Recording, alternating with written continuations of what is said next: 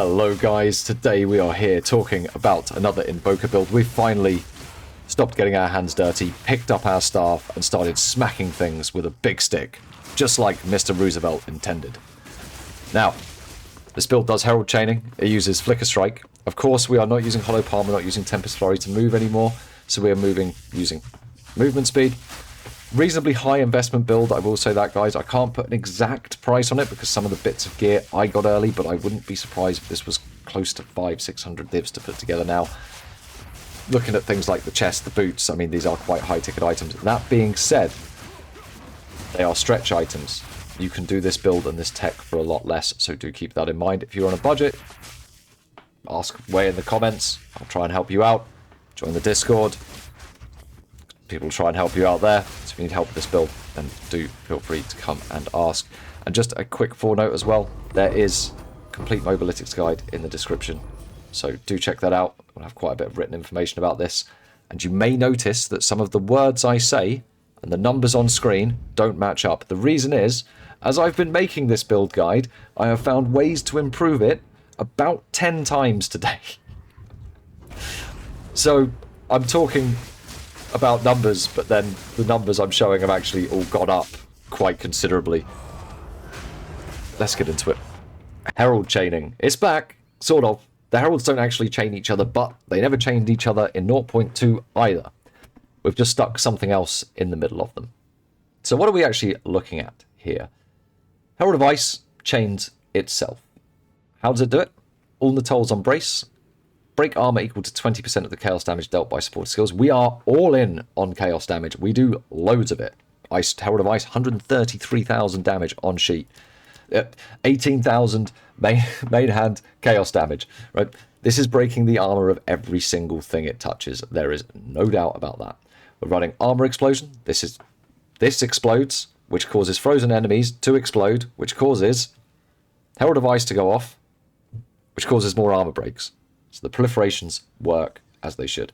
Using Urok Smelting just helps with the armor break. I think we could actually swap this off for more damage. Haven't given that a test, but please do. Pinpoint critical, and then because we've got some spare spirit, I put Deadly Herald in here, giving it this big juicy damage. If you can't run Deadly Herald, it still does over 100k damage. You can put in another support there. You'll be doing plenty, don't worry. If your spirit requirements are a bit tight, that's where you can save 20. So, Herald of Ice proliferates itself with armor explosion. So why have we got Herald of Thunder? So Herald of Thunder is, it's old school, right? We're going full cold damage. It's got Embitter. It's got Eshe's Radiance. So it's got Eshe's Radiance because I wanted to use every single one of the Breach supports. And it actually does something quite good for it. It helps it. Well, it gives it a bunch of chaos damage. In fact, the way the conversions work, it actually ends up giving it a bunch more cold damage. Even though it's supposed to do 20% lightning damage as extra chaos, because it puts the lightning damage to chaos, and then Embitter converts it over to cold. So we get even more cold damage using Eshe's Radiance. It still can't shock, but that's okay. And the last important one we've got in here, which is quite important, is Piety's Mercy. Supported skills cannot kill enemies with hits. It will freeze them. So what this results in, Herald of Thunder hit stuff, the mobs freeze, then the armor explosion goes off. Because the mob's frozen, it triggers Herald of Ice. So basically what we're doing is making sure Herald of Thunder is priming enemies for Herald of Ice to get that armor explosion off and start the chain between armor explosion and Herald of Ice. I believe the armor explosion can proc more Herald of Thunders, which primes more enemies. The chains work really well because of that. That's the main clear abilities. We're using those chains there. How do we get them started? Well, we start off with Tempest Flurry. This is where you can use Ice Strike. Ice Strike will hit quite a bit harder. In fact, I will just show you, as I've got the gem, because I have been testing with both to see which one's better. And Ice Strike hits a lot harder. It kills mobs faster, especially in High Delirium. However, I will say that it generates combo a lot slower on bosses, and as an all-rounder, it feels generally worse. But you can see you can get up to about a third of a million. Ice Strike, if you wanted to use Ice Strike instead, if you are an Ice Strike enjoyer, this will work. Same setup, works for both. This is effectively freezing enemies and shocking enemies on our first hit. So Tempest Flurry does a bunch of lightning damage, enough to shock. Doesn't do much cold damage, but again, we've got lots of chaos damage, and with that Toll Stillness, any Chaos damage contributes to freeze, so this will help get our proliferations off to start with. Backing that up, we got Charge Staff. It's running Blind, because I think Blind's an important defensive element to this build. Ice Bite, Innovate, Freeze, and Embitter. So again, Charge Staff, Tempest Flurry, both freezing to start those chains. That's pretty much how the clear works. You're generating charges all the time. In fact, let's talk about the charge generation next and get into that. So Flicker Strike works off of charges. We're running 3 power charges, and the node that gives you power charges, quarter staff skills that use a power charge count is using an extra one, so effectively 4. On Flicker Strike, we're running Garrican's Resolve. This effectively turns it into a Tangle Tongue, where it can crit twice and then count the crit bonus twice. Running Inevitable Critical to make sure it's got 92.5% crit chance. We're running a node on the tree to make sure this is 100% against Dazed. I've put Rigvold's Ferocity in here, and I'm running it on weapon set 2. Why? Because it's 70,000 more damage. I could not find anything better than this. The reason Rigvold's is so good for this, again, it's that chaos damage. Elemental damage would scale the lightning, the cold, but so much of what we're doing is coming from chaos. Rigvold hits that chaos, so very good there. Overextend for the more crit damage bonus, and Ambrosia, we're not pressing this too often, and we're plenty mana stable, so pressing that gives us, with a decent flask, I want to say 36%. Consumes 20% of our mana flask, so it's going to consume 24, so actually it's going to be 72% extra damage from that 73%. So that's really, really good. That's our boss killer. We can also use it to just quickly whip around maps. You'll see it in some of the map showcases later. If we need more power charges at any point, and for bosses, we have got Hand of Chola. One, it puts Sniper's Mark, which helps our crit damage bonus. That's nice. Rapid attacks, culmination, so we can build up combo, which we then use with A-list chimes after 30 to generate 3 power charges. Got charge profusion on there as well. Yeah, I mean, sometimes if you press it early, it helps you get that extra charge. That's fine. So Hand of Chola there, generating our power charges. Along with Profane Ritual, this works, which is in Cast on Crit. This works on the maps. So when you're killing stuff in maps, Profane Ritual is going off and giving you more power charges so you can Flicker Strike. There's one skill in here that I haven't talked about, and it's our well, there's 2 skills actually. Infernal Cry. We're using this to help boost up our boss damage a bit. You can get a couple of charges, therefore it affects a couple of the Flicker Strikes hits. Second Wind, Tireless, Raging Cry, Fire Mastery, and because I really, really, really wanted to use the last Breach lineage support, Zoph's Fire fits in here, and then we're using all 4 of them. That feels good. You can swap that for something else. I just wanted all 4 of them in the build.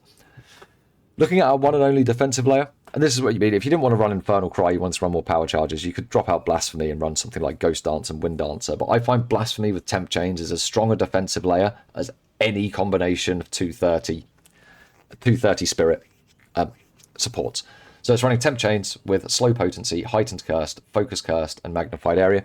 Again, if your Spirit requirements are a bit low, Heightened Curse will save you a good 21 there, so you can get 21 Spirit back there, and you can get 20 back from Deadly Herald, meaning that this will fit at 210 Spirit, so you don't need a chest as good as this. Speaking of chests, let's get talking about the gear. Okie dokie then. So the important thing to note, we are always in weapon set 2. Just be in weapon set 2 all the time. For a quarterstaff, you want crit chance. Getting 15% plus crit chance is really important. The 20% chance to gain onslaught on killing hits with this weapon is amazing. And other than that, you want as much damage as you can. Yes, my quarterstaff is quite good. Crit chance, onslaught, attack level skills, damage, as much damage as you can. Fizz damage, high alley rolls, they all work for this build. Get shopping, find those deals. On your helmet, you want to go pure ES, really. Resistances are really good. I'm having to use this to shore up some resistances that I'm actually missing as I've just put this build together. There's probably a couple of ring things I would change to get it perfect. But resistance is energy shield. If you can fit in some crit chance and that's going to make you feel good. On the chest, we're using, obviously we're an Invoker. I've had this chest for a long time. They're now really expensive, but you need 210 evasion. This will give you 300. This will give you 251. So you can even use a hybrid chest. Although I would recommend using a high evasion chest with the tree that we've got. High evasion resistances. If you can get some deflection on it and it fits, that's quite good as well. It does reduce that damage taken. Looking at the next lot, we are using an Astromentis with a Jack of all trades. The reason we are using the Astromentis is for Jack of all trades. It's a huge damage bonus, as well as satisfies all of the attribute requirements that you've got. So that is definitely a good neck. If you don't want to get one of those, I actually tested this against one that was +3 melee skills. The +3 melee skills was actually less damage. So unless you can get a really, really, really well-rolled neck, Astramentis is very good and very, very cheap. Looking at the rings, flat fizz, flat lightning, flat fire, flat cold, all of those are great. You're going to want resistances, and somewhere you're going to want leech physical attack damage as mana. So make sure you do grab some of that on one of your rings. Important to note, let's just jump back to the staff for a second. The runes that we've got slotted are 26% of damage as extra chaos damage. This is really important to make the build work. You need to use those runes. They're very, very, very important. I cannot stress that enough. Other ring, again, it's got stats on it, dexterity and intelligence. This came over from my attribute stacker, but you don't need those. You can drop those with Astramentis, and then you can fit in more rarity, more resistances.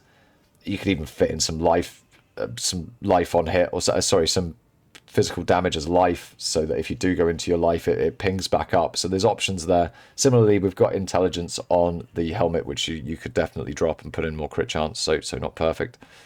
On the boots, you do want to be trying to get some with 100% increased effective socketed items, 35% movement speed, and 2 sockets. We run. When we're not flicker striking, we're running. We're not using Tempest Flurry to move around, so getting up to 60 or 80% move speed is definitely a good call. If we just quickly check something on this gear, if I go into my monk tab. So for those of you that really are speed freaks, this build will run at 62%. You can drop some damage, and it's not even critical amounts of damage, by the way. It's going from 224k and 305 on flicker. Flicker doesn't move because it's not actually affected by attack speed, but you drop a little over 12% on Tempest Flurry, and for that you can get 81.5% movement speed. That's using a socketed as though it were boots with 2 increased movement speed. However, if you want the more damage and the faster charge generation, then I would suggest using socketed as gloves with attack speed in there. But the option is yours, and this build can move quite fast with the other belt. I personally think it's fast enough at 60%. I prefer to generate the combo a little bit faster, but again, that choice really is up to you. Lastly, we'll look at the gloves. So these gloves have been with me for a long time. Increased effect of socketed items, attack speed, flat damage. You don't need the accuracy rating, so you could swap that for more flat damage. Try and get triple socket for the attack speed. You're going to want that attack speed for your combo generation. Lastly, let's look at the charms. So this is reasonably important. Stone charm, you don't want to get stunned. Freezing charm, you don't want to get frozen. And a staunching charm. I would say this is particularly important for Sims. You don't want to if you get clipped by Omniphobia, he won't kill you, but the bleed will. The staunching charm will stop that. On your mana flask, you won't really be pressing it. Just get one with with max increased charges to beef up the damage you get from Ambrosia. That's all you need to look at there.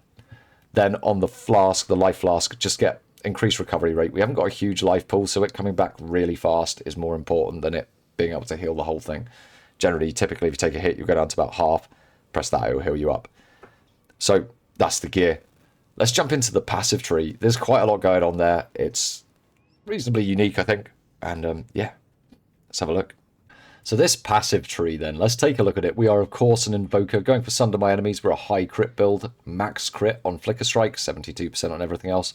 Lead Me Through Grace to get that big juicy spirit from our chest. So this converts evasion rating on your chest armor. 2 spirit at 20 evasion to 1 spirit, or indeed if you're using energy shield, 8 energy shield to 1 spirit.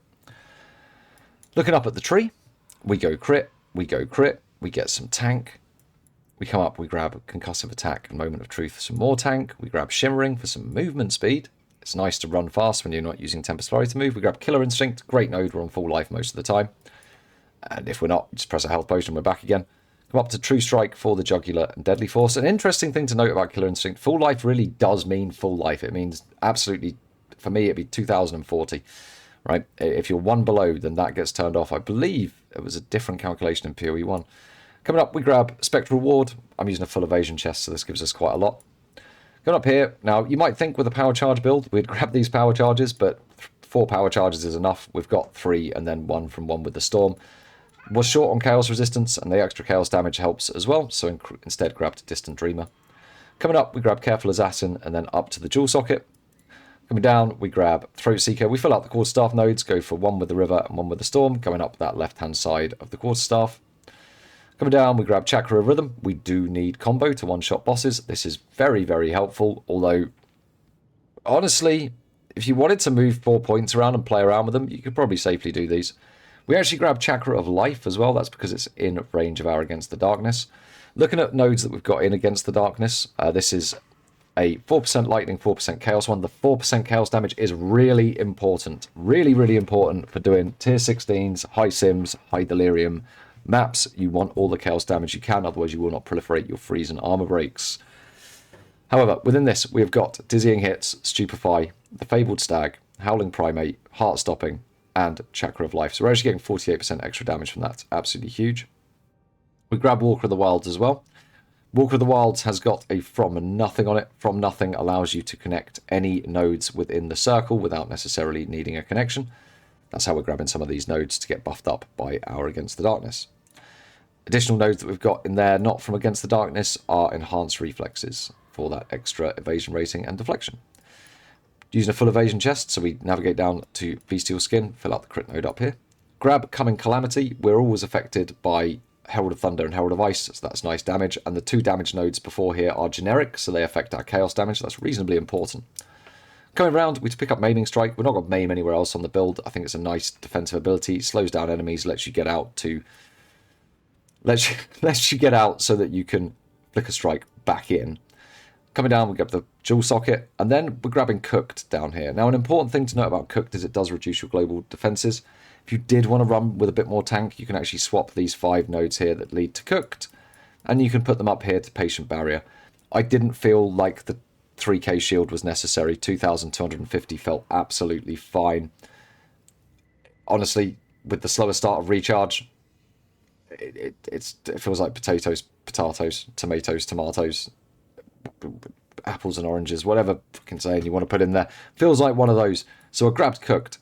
If you don't like running the global defenses, I would say that these 5 nodes here, you could probably flex around the tree and have a play around with, and these 4 as well, you could probably flex around the tree and play around with.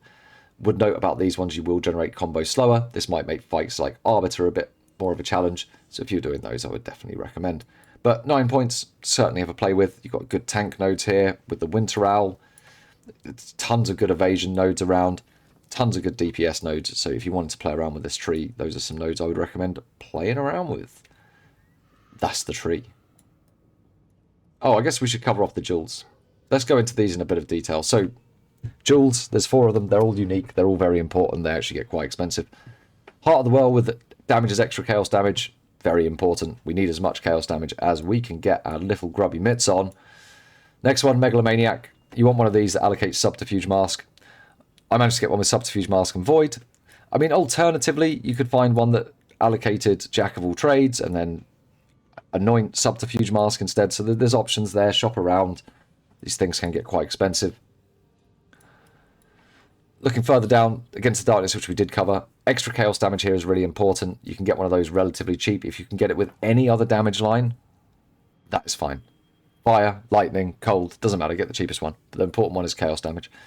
Also, they're relatively easy to divine up. It's a 1 in 9 that you hit the 4-4, so consider that when you're buying as well. You can use 9 divines and you have a fair chance of hitting the 4-4. You might not. It's like gambling, but it should be a 1 in 9. And then lastly, you want From Nothing with Walker of the Wilds, as we explained, to grab these nodes within that circle. Those are the jewels. Alright, let's showcase this thing in a tier 16. We'll find one that does it. Do you know what? First map. Does it matter? Doesn't matter. All the maps are the same now. They've all got the same juice. This one's got some pre-juice. Sorry, guys. Let's go. Let's go. We'll look at the mods once we're in. Definite a risk of death. I'll let you guys read them. We've got decent pack size, magic numbers. It's too many words for me and I can't be bothered. Oh, less recovery rate of energy shield. That's why this map sucks. That's why someone was selling it.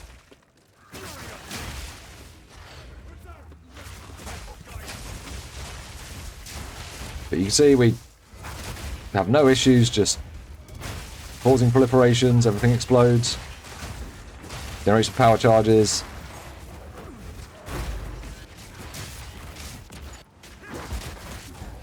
Whip off into the distance.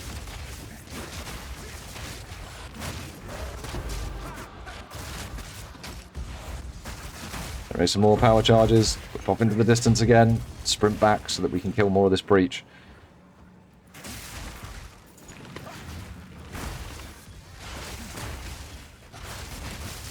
see it's just exploding screens away there.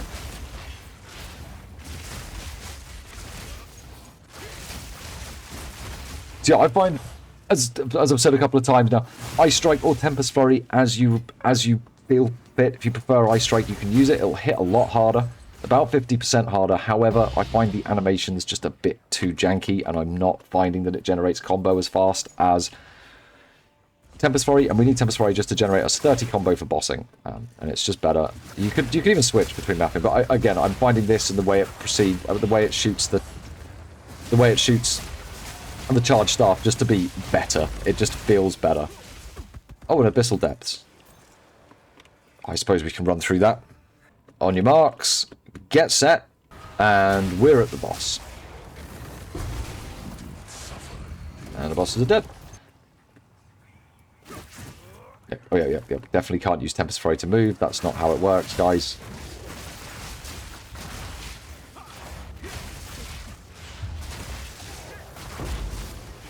Here, Omniphobia, just cast that. That'll deal with him. All the monsters being left with 1 health is due to Herald of Thunder, with Piety's Embrace, making sure that they're still alive to be shattered by armor explosion.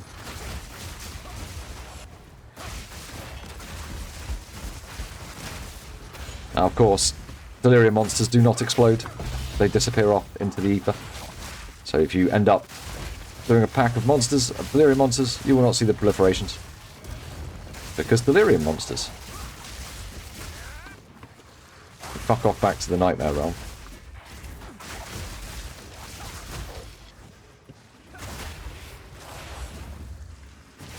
Oh, another breach. Fantastic. Let's get that open.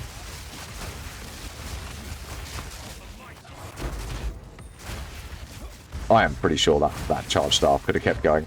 That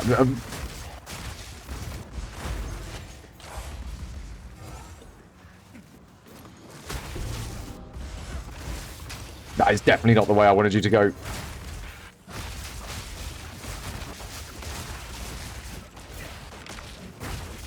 Interrupted.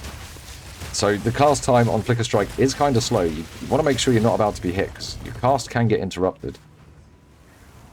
Which is annoying when it happens. Oh my god. There were so many up there. There we go. It's a nice explosion.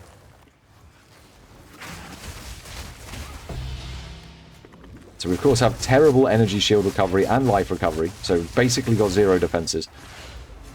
Relying almost entirely on our ability to kill them before they can kill us.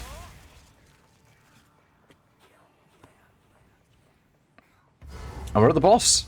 Here we are. Darkness to save, and when it's your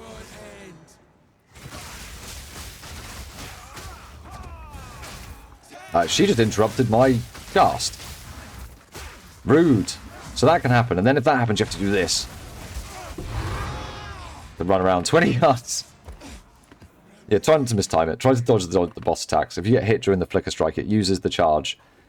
It procs the Bifurcate from Garakan's Resolve, and then you can't use it again until you run 20 yards. So do be careful about that. It can happen, and it can, if you don't realise what's happened in that split second and why your Flicker Strike's gone off, it can end pretty badly.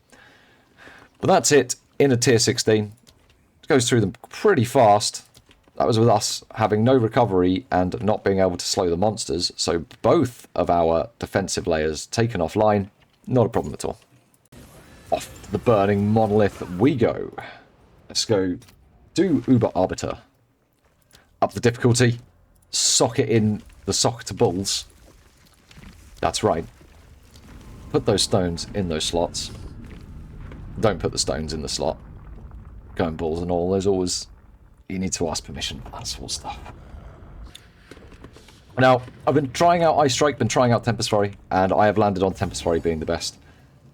I like Ice Strike, it hits a lot harder, but it has this problem of just not generating combo the same way. It just seems inefficient at generating combo compared to Tempest Flurry. So, gone to Tempest Flurry. You can use either.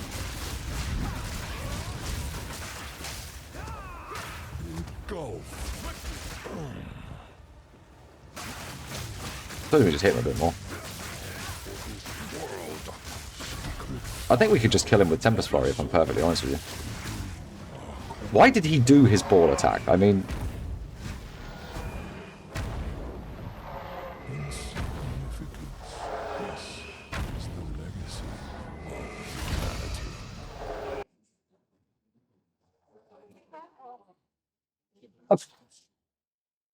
And that's how the Arbiter point goes.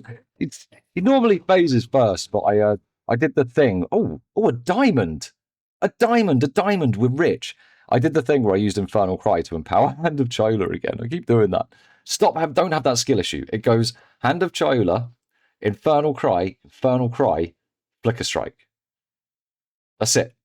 That's all you have to do. Don't have skill issues like me. Alright then guys, so let's jump into a tier 3 Sims. One important thing to note, there is a single skill switch for Sims. Okay, Herald of Ice doesn't do anything. You could switch this if you're not as lazy as me, but I'm super lazy. Swap Deadly Herald and Piety's Mercy. So make sure Piety's Mercy is not in Herald of Thunder for Sims, because you actually want this to kill things. Now I'll be back at around floor 10. It's more impressive when the enemies explode. Like in the maps, but it still works here. More damage, more life, chaining. Oh god, who are they going to chain to? Are they going to chain off to Rain? Oh, this could be a Kosis. A no Kosis, no. Moment.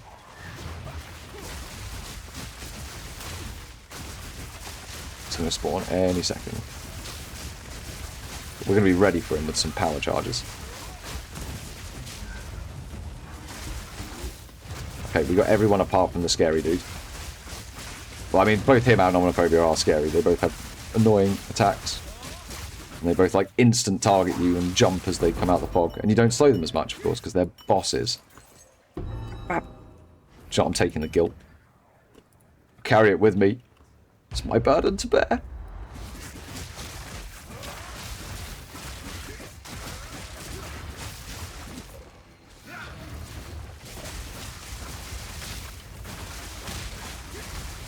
Let's go. We're getting pounded. We took a pounding. Boss is coming. Bosses are still coming. One of them's frozen. One of them's spaffing. Frozen.